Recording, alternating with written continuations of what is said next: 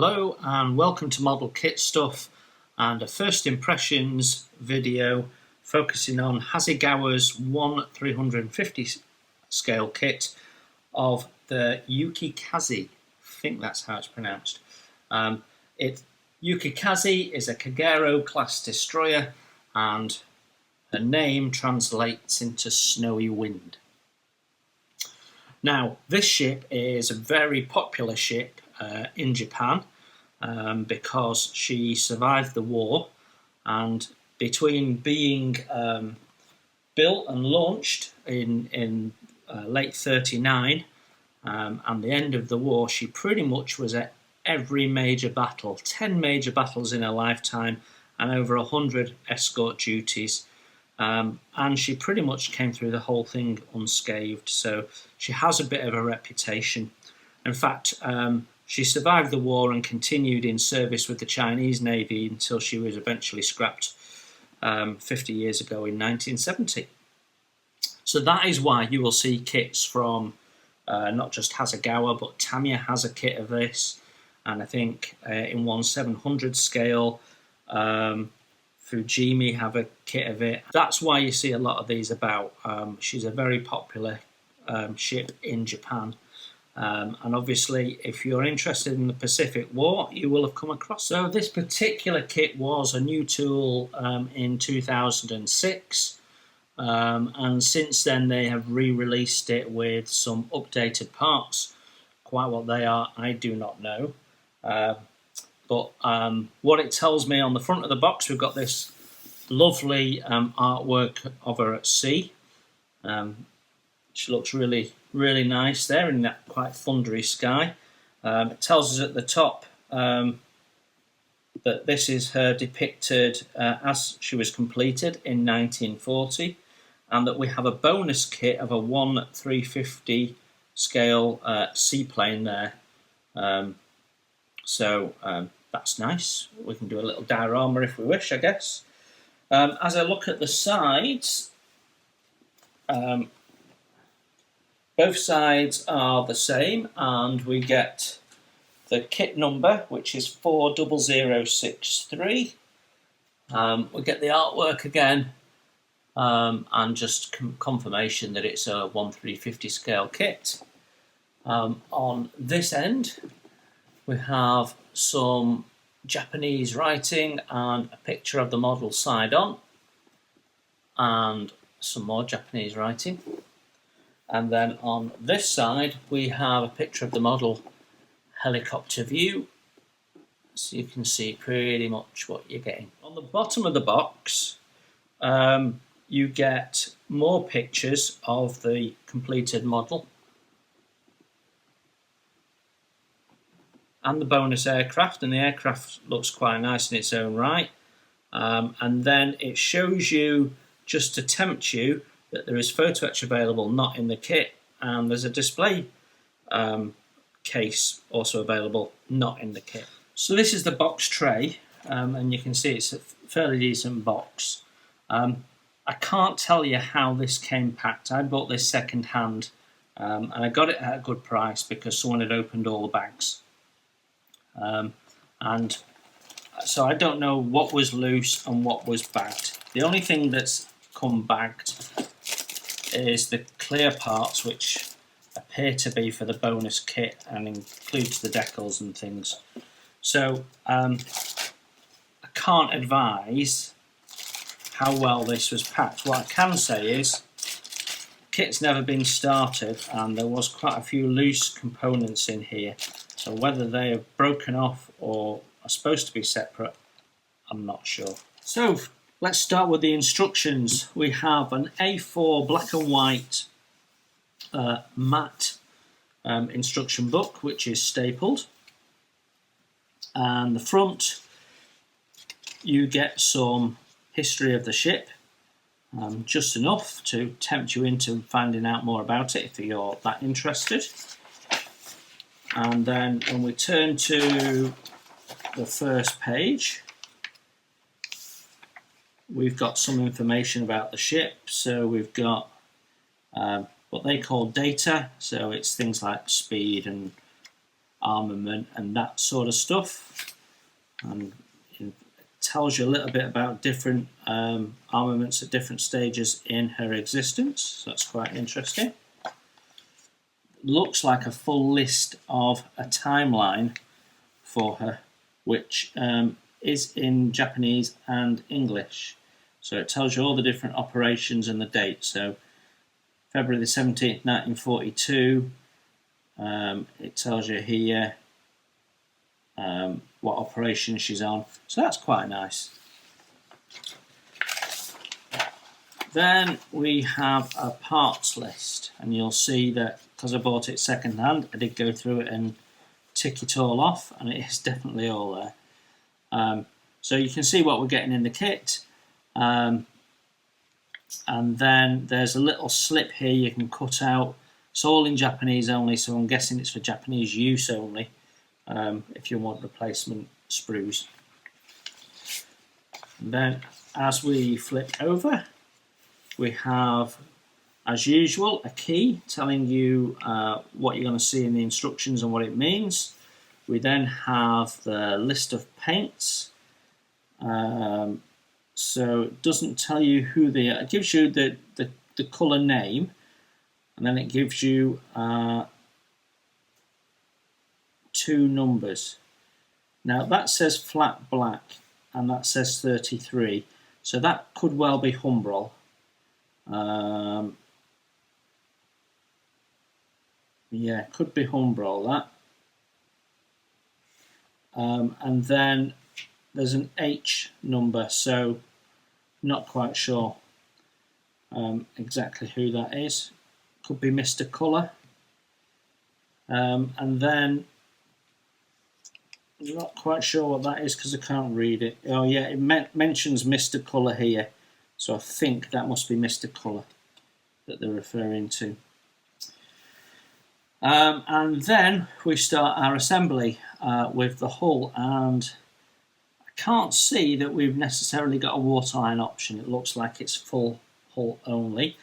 Interestingly, the stabilizers are separate parts. Not often you see that, so that's quite interesting. A good way of adding detail. Often they're oversized and too thick, the stabilizers, because of the molding process. So we want nice thin stabilizers, and we'll have a look at the parts and see what they've done. We've got some braces there along the inside of the hull, and it looks like they possibly might feed into the base because they look a bit different, don't they, those T-shaped ones. Yeah, then we've got step 2, deck installation. So I think they're telling us here, yeah, the colour shout out. So SC06, 43. So if we go back to that list, 43, wood brown. I don't think so. That's a steel deck. So we need to check our paint colours because that's not right. Then we've got the decks going in and some of the basic first structures going in around it, some bulkheads and bits and pieces of the superstructure. And then step 3 is to flip it over and put the screws on and the rudder prop shafts. Yeah, okay. Okay, nothing too illogical on that so far. I think instructions are fairly clear. You've got paint instructions, you've got kit parts, you've got directional arrows, fairly standard stuff. Then we've got some sub-assemblies. So we've got main gun, torpedo tubes. It seems to be secondary armament, just sort of squeezed in there. Then we've got bridge with rangefinder, which seems to be that section there. Then we've got 2 ships boats as section 6. So you know what I'm going to want to do with this? Get a rule out and draw some lines and divide that up and turn those into individual steps, which will be helpful if we're using any aftermarket stuff. But nice big clear pictures. I mean, I'm not having to hold this up to you. You can see easily what needs to be done on this. Very easy to follow instructions. Step 8 has us doing the smokestack, which appears to have pipework moulded onto it, which will be interesting. And then we have forward superstructure and masts. Search lamp there. Be interesting to see how fine the funnel caps are. So that's what, 3 steps on that page. So we're on step 10. Let's see. Oh, sorry, step 11 and step 12. So 11, we had the forward superstructure, the masts, all those sub-assemblies are going on. I'm not sure I would do it quite in that sequence. Not sure. I see the logic of putting the main gun in because you've got some form of structure that goes above it. So I need to study it a little bit, but yeah, okay. We've got all sorts of pipe work and support structures and bits and pieces going in there, and secondary armament platform. Then we're doing range finding, more vents, attaching the mast. Then we're doing the bow deck, including the jackstaff and the bow anchors, mushroom vents and vents. Then we turn our attention to the stern, which has got the paravanes on, more vents, davits, mushroom vents. Not quite sure what that is, some form of locker or raft storage or something like that. And then in step 16, we're fitting the ship's boats and the rear guns. Oh, I'm sorry, and the bow gun as well. So they have generally worked from the middle up and out. So it doesn't make bad logic, their build process. And then we've got some anchor chain cable installation instructions there. Right, so telling you basically how it works. Okay, that's interesting. I've never seen anchor cable cross itself before, but maybe that is correct for Japan.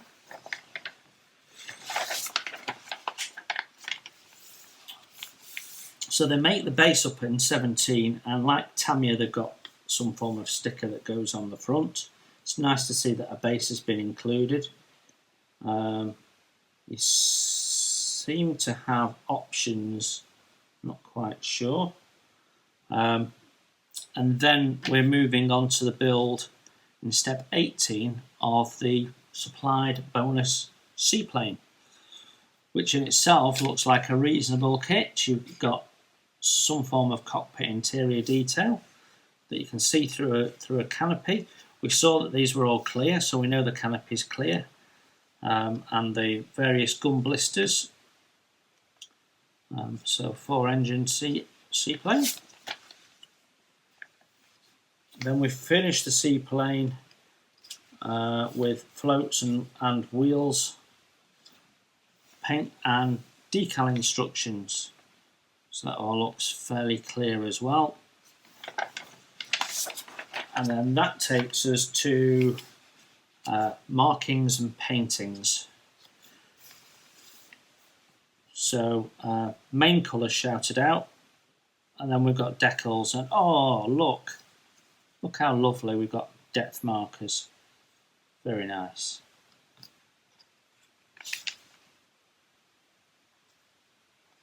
That completes the instructions. Oh no, it doesn't. I beg your pardon. How lovely. We have a rigging diagram. Thank you, Hasegawa. So people like Tammy need to take note. Single page, rigging instructions, not difficult to do, costs you next to nothing, costs the model buyer next to nothing, but it's worth its weight in gold. So yes, rigging instructions, lovely, big thumbs up for that. And then, is that the last page? No, last page is some instructions on applying decals and health and safety advice and that sort of thing. So as they go, I think the instructions are fairly clear. Not best instructions I've ever seen, but absolutely not the worst. I love the fact that they've put the rigging in. Okay, sprue A kicks off the plastic. And like I say, I'm not 100% sure whether this came in a bag or not, but as a result of it not being in a bag at the moment, it's quite scuffed on this hull, but nothing that can't be sorted. The plastic is quite hard, very hard, and parts don't feel too greasy, but they look greasy. So there's no matness to them, so definitely need a good wash, I think. So if we start with the hull, we can see we've got some lovely lines on there, panel lines, but they only go about as far as the waterline, and underneath the waterline they're pretty much totally smooth, which is a bit of a shame. Then we've got the degaussing cable running along it, which is lovely to see, and it's nicely depicted. And all the scuttles, are all nicely done. They're not distorted and have their eyebrows.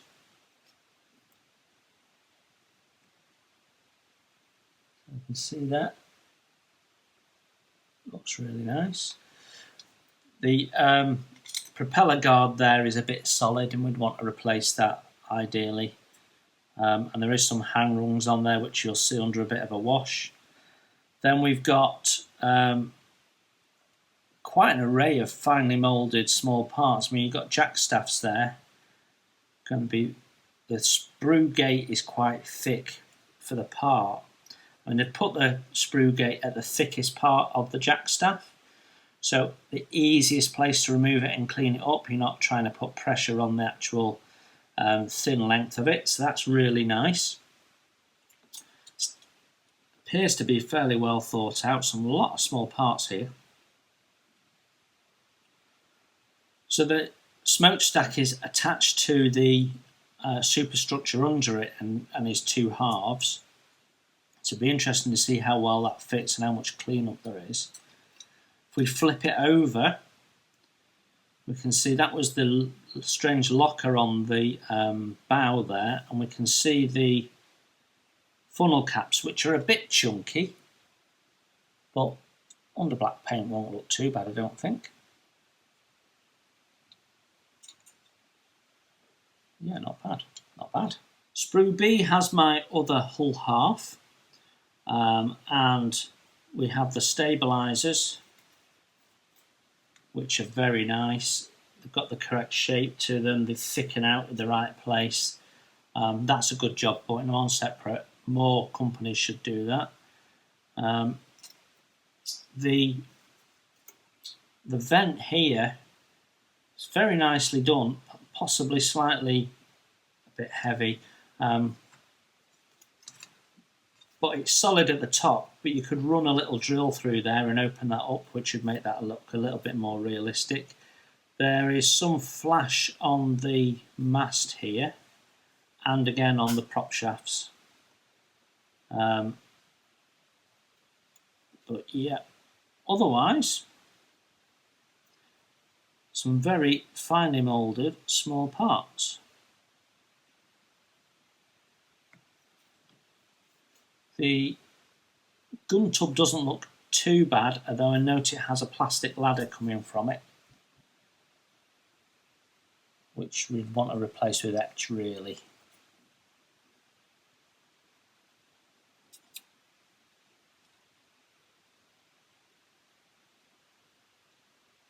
So next we have sprue C and sprue K, which are attached. So the main parts on here, the big parts on here, are the deck. And what we've got is the steel deck, which is very, very nicely rendered with a texturing, like a tread pattern, which I think you can just see there. And then where you've got the linoleum, you've got the little strips there, which would be brass strips in reality. They're to scale, which means they're very difficult to paint. So you probably either don't paint the brass strip in, or you paint it all brass and you just do successive washes and wipe it away. But I think these are a little bit too thin to even do that, so you're probably not going to be able to depict the brass strips on that. But they have got the scale right on that. We have a textured, if I run my finger on it, textured cable reel there, but because it's moulded on the deck, it's D-shaped and not circular, which is a pity. Then we appear to have a second smokestack here, which is 2 halves. Superstructure parts, rudder.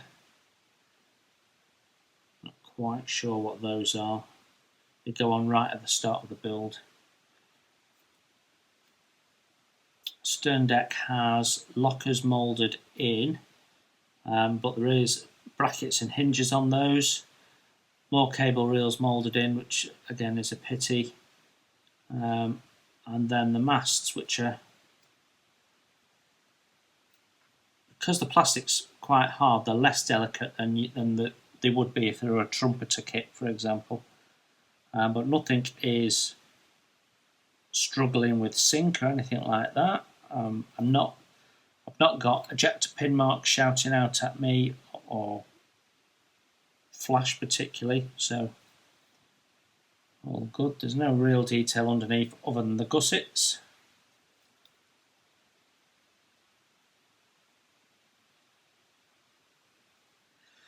Sprue D next, and there's 2 of these, and sticking out of the top it says sprue E, and I'm fairly sure I've seen one of those floating around in the bag. So I think that the torpedo tubes were moulded on the top of that, and as you can see, they've just broken off. But let's have a look at what we get on the sprue.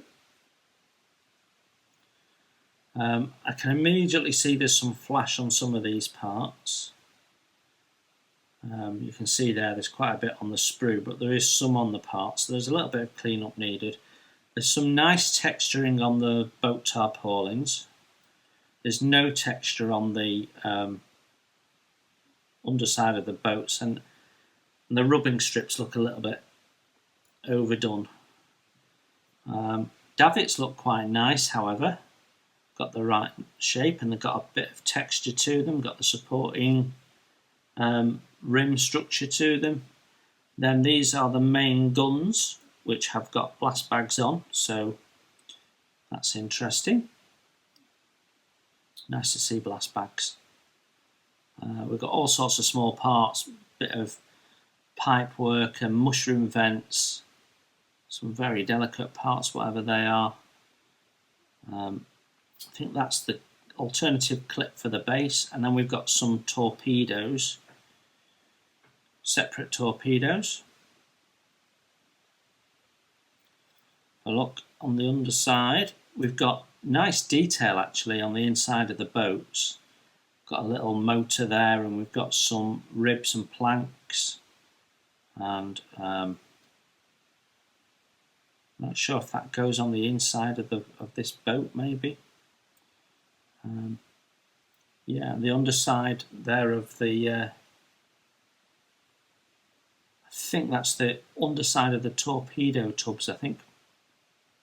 Or it could be the main guns.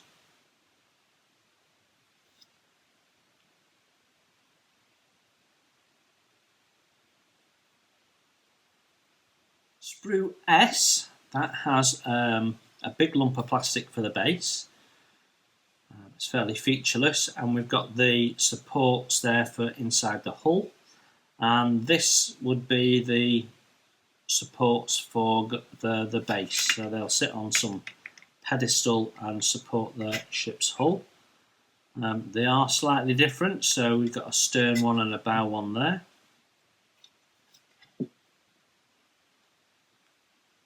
So next we have Sprue N. There's two of those, and both of them are quite flash ridden.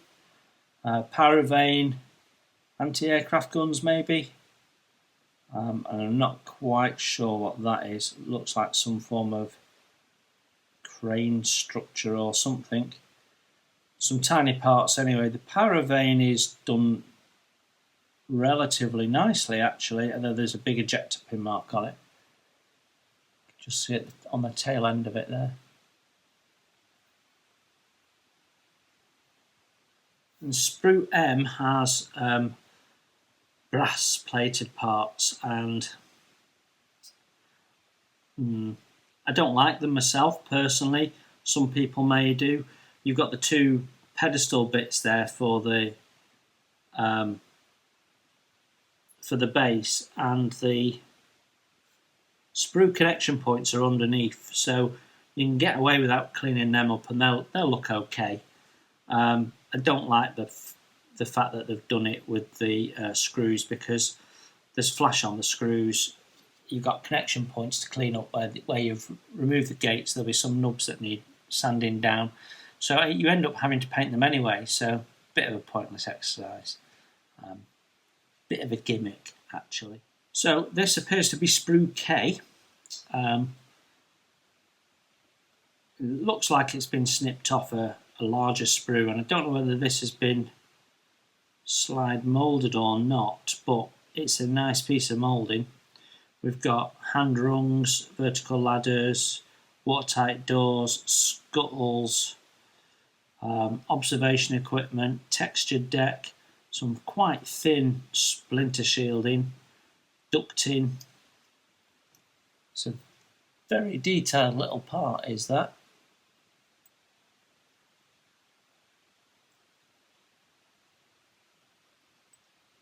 Nice. Less nice is the torpedo tubes. They've moulded them in the housing and the tube outlets in one, and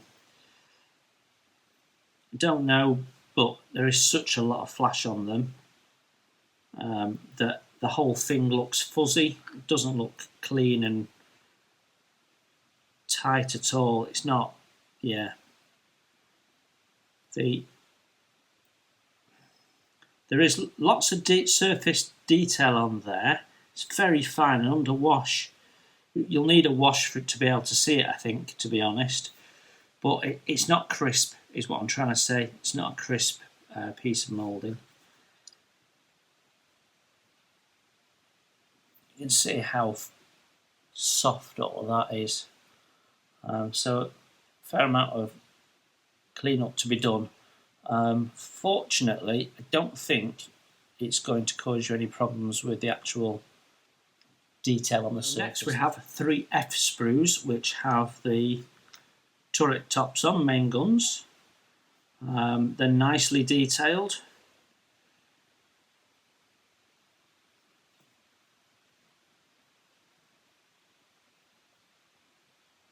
Again, the detail, because they've done the best to get it to scale, it's actually quite subtle.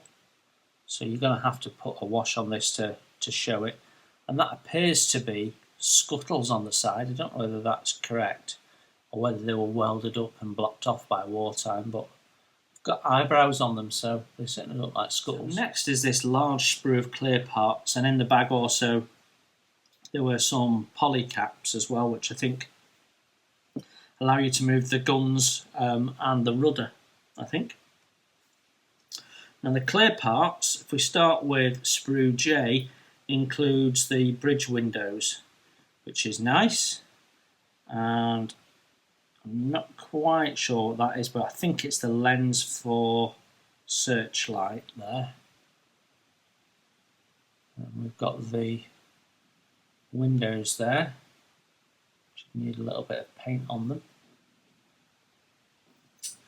Then we've got this aircraft, and you can see the size of it in comparison to my hand. It's quite a width. So we've got one half there.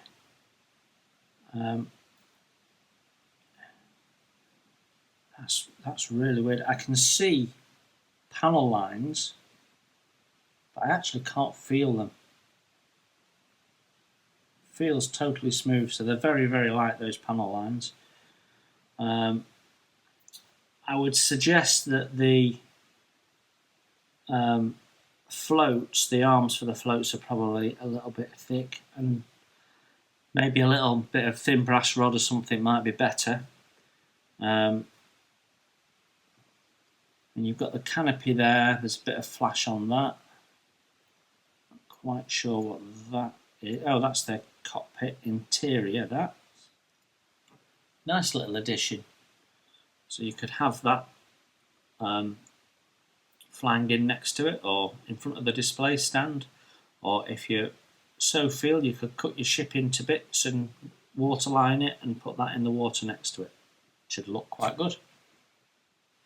They've supplied us with some chain, and it doesn't look too bad actually. The links are elongated, so they look fairly authentic, you know, not stud obviously at this scale.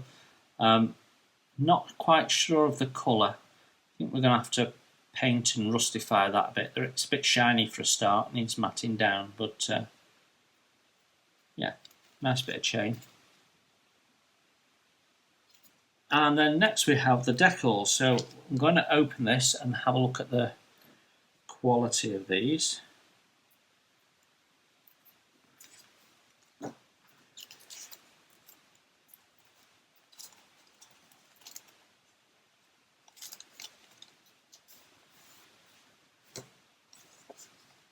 Well, they feel nice and thin. It says made in Japan, so they're not cartograph. So we've got the biggest decals are for the display base, and we've got it in Japanese and we've got it in English as well. And I like that because I probably would like to have both on. Now, when Tamiya do this, they do it as a sticker and they put the Tamiya logo on, and that's so annoying because you then have to cut it off because you don't really want that on your display stand. It totally takes it away. Now, I don't know what that says in Japanese, so that could say Hasegawa and 1/350 scale, but I've no way of knowing, so it looks all right to me. We've got the markings for the side of the ship, and we've clearly got markings there for the aircraft as well. We appear to have decals for other parts of the ship as well, which is really nice. We've got the depth markings. We've got flags, and the flags are individual, they're not the fold over type. We've got smaller markings there which probably go on the ship's boats, I would imagine. And we even have decals for the life preservers. That's really interesting. Well, actually, those decals might be for the smokestacks, and that is probably for the ship's boats. And I'm not quite sure what those are. I think they might be for the aircraft. That is a decent decal sheet. So well done to Hasegawa for doing a decent pop at the decals for a ship. So many other companies don't bother to do that right, and that makes me happy. We've got flags. It'd be nice to have some signal flags, but we've got main flags, we've got aircraft, we've got additional bits which look like glazing to me, but I'm not 100% sure. Depth markers, yeah, absolutely lovely. So that's it for the kit. One of the obvious omissions is that there's no railings, and a ship has railings, so you need some form of railings. I'm guessing Hasegawa want you to buy into their aftermarket, but their photo etch is so massively expensive that I never buy their branded stuff. So instead we go for the much cheaper and, in my opinion, just as good Eduard etch. So let's have a look at that. So we get 2 frets of etch in the set, and you can see that we've got the railings that we need. Then we've got some replacement parts. So that's the gun platform, for example, that we saw going over that main gun in the centre of the ship. We've got some improved looking davits and some crane structure there. We've got some parts for the anti-aircraft guns and some replacement parts for some of the plastic bulkheads. We've got watertight doors. We've got jack staff. We appear to have some scuttles as well. And I'm glad to say we've got some cable reels as well, so we can probably replace those moulded on ones on the deck. We'll have a look at the instructions in a sec. And that looks like a radar array, so that's all good. And then I'll just show you those. And then on the second sheet, we've got, they look like the hand rungs for the funnels. We've got more sort of railing detail and booms, oars for the ship's boats, some detail for the ship's boats, more cable reels, what looks like replacement anchor chain. That to me looks like replacement funnel cap or possibly starfish, not quite sure. We've got yard arms there and replacement anchors. Very nice.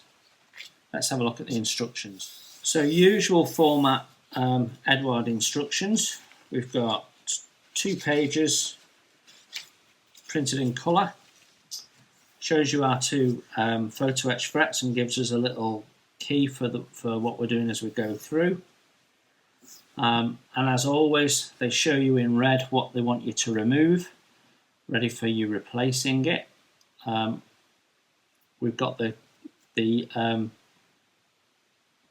cable reels here which replace the moulded on ones, so I'm really pleased about that. It tells you what diameter plastic rod to put in the middle, which is nice. And then we have the anchor chain going in, and the instruction there is to twist that to make it look a little bit more realistic, take the flat off it. And then we have the railings going in, so we're dealing with all of the bow. We've got part going on, not quite sure what that is. Anchors look quite nice done, and then we've got some form of ladder that goes up the hull there, so that's nice to see. Some hull details always welcome. Got some replacement parts for some of the ventilators and that are on the ship. They're a big feature of Japanese ships. They have some really nice shaped ventilators. So nice to see some proper mesh going in there. Some of the framework that was plastic that we saw going in is replaced with etch, so that'll look a little bit more to scale. And then we do have a replacement funnel cap, which is nice to see. We have additional detail for the torpedo tubes, quite a lot of photo etch hand rungs to go on there, photo etch doors and other bits and pieces. They're quite detailed. There's a lot of detail on these turrets, hatches and all sorts of stuff. Then if we flip over, we move to the bow, and we've got, I think that must replace the plastic box. So I don't know if that's like some form of stand with life rafts or something like that on. Seems to have some davits with it or something like that. Glad to see that we replaced the screw guards and more cable reels going. And what I said looked like a little crane appears to be a little crane, and so that'll be, is it an ammunition loading crane, is it, maybe? Or it could be a depth charge loading handling crane, possibly. Ship's boats getting some additional detail, and then we've got the main guns there, and it's actually telling you to remove the scuttles and replace them with lidded ones. So quite often the Japanese Navy just welded them up. Then we've got new watertight doors and some additional details for the superstructure. More sort of structural work, framing that goes in, and we've got some replacement parts for the masts there, which is nice. That'll add some finesse. Removing the gun tub there and replacing it with railing. So I suppose you could always put a little bit of tissue paper or something like that over that to give it a canvas look. And then if we go to page 5, more vents. A lot of the etch is adding additional texture to surfaces. So we've got a little internal ladder there. We've got some mesh going on there. We've got the aerial array there as an assembly. We're replacing that plastic ladder with an etch ladder, which is good to see. Another funnel cap. That's the davits going on. And what appears to be more vertical ladders. Seem to be a lot of vertical ladders needed, and that's that replacement platform which uses the kit supports. Then we have the funnel here, and they've got a little close-up telling you what to remove off the plastic, off the plastic deck. So that's interesting. We've got a new cover for the searchlight, and then fully 100% photo etched anti-aircraft guns for the platform. Never sure about photo etched barrels because they're a bit 2D, two-dimensional for me. But it'll be interesting to see what they look like. And then we've got some platforms, ladders, doors and railings to go on this main bit of superstructure at the front here. And then if we flip it over, we've got, this is the upper works here. We've got some detail going on there. And then we've got the main mast, which has got yard arms with the mounting points for the signal flag lines. So you'd have a line coming off each one of those down to the floor to put your, so you can run your signal flags up. What looks like a weather vane goes on the top. So we've got a ladder and what looks like an enclosed ladder as well. Very nice. So there you have it, Hasegawa's Yukikaze. What are my first impressions? I think normally when I review a ship kit, I have it in my mind that because it's a ship kit, it's unlikely to have any competition. So it's not like a 1/48 scale Spitfire where you've got literally hundreds of different models you could compare it with. So it's always a little bit more difficult with a ship kit. In this case, it's slightly different because you can get this exact scale, this exact ship from this exact period from Tamiya. So let's review this with one mind on Tamiya. Subject matter, I think, is nice. A 1/350 scale destroyer doesn't take too much space up on your bench. Should be a fun build. Highlights, decals. I bang on all the time about companies not putting proper decals in, and Hasegawa did a pretty good job as things go. So one of the better decal sheets I've seen in a ship kit, so I'm pleased about that. I think the additional seaplane is a nice idea, and possibly they've done that to try and set themselves apart and tempt people into their kit rather than the Tamiya one. I don't know. But it's a nice little idea, but you can't do, or you don't have, a waterline option. So the opportunity of putting that in a diorama with the model ship is a little bit limited. And there, Tamiya would take the edge, because Tamiya always give you a waterline option on their newer kits. So if we think about some of their other destroyers and light cruisers, they all come with a waterline option. So yeah, okay, I think Tamiya would knock them there. As for the level of detail, I think again the Tamiya kit is likely to be the better kit. There are some shortcuts in here, like Tamiya, for example, would have all the piping on the stack separate, where Hasegawa have moulded some of it in. Having said that, Tamiya have a tendency to over-exaggerate some of the detail, and I'm thinking particularly here about the linoleum strips on the deck, which Tamiya always do a bit heavy. Hasegawa have done them very fine, and that sort of is in keeping with the rest of the detail on the kit. You know, the detail you could see but you couldn't feel because it was very slight, and that can give you a problem. It could get lost under the paint if you're not careful, especially if you're not airbrushing it. But alternatively, if you get the painting right and give it a wash, some of these parts will really pop out.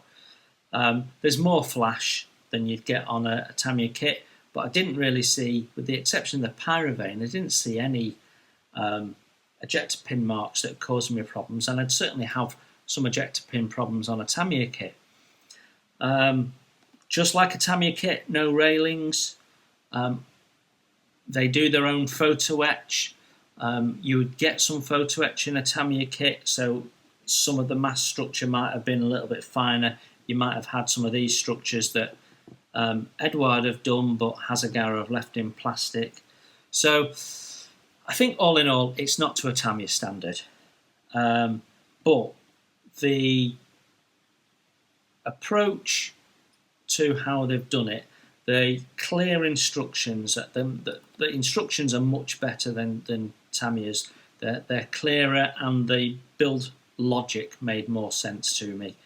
And they're certainly not as busy as Tamiya instructions tend to be. You know, there's not much between them really.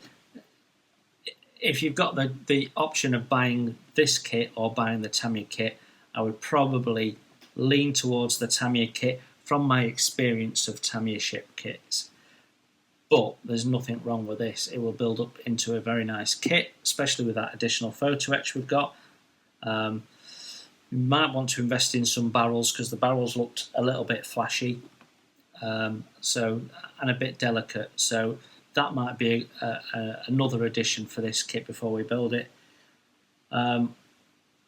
The other thing I liked about this is that we had a rigging diagram, which Tamiya absolutely never do. So all credit to Hasegawa for that. It's almost worth getting a Tamiya kit and then getting a copy of the electronic copy of the instructions for this, so you've got the rigging plan. Okay, that's my thoughts. Hope that was helpful, useful. Thanks for looking in, everyone. Take care, and I will see you soon.